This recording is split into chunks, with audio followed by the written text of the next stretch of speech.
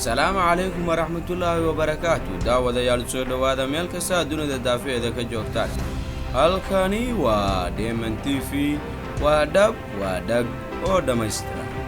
Deeman TV qodobada caawa wararka aad ku maqli doontaan waxa ugu dooron Israa'iil iyo Imaaraadka Carabta oo markii ugu horeysay xiriir diblomaasiyadeed oo official samaysanaya, sida uu sheegay madaxweynaha waddanka Mareykanka Donald Trump iyo Netanyahu Benjamin oo ah ra'iisul wasaaraha Israa'iil oo falcelin ka bixinaya.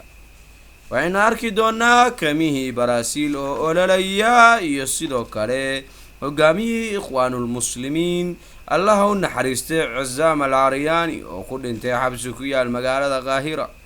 sidoo kale waxaynu wararkeena ku arki doonaa buuggii istaabashada sicirka iyo liibaanta qoyska oo si toos ah u bilaabanaya.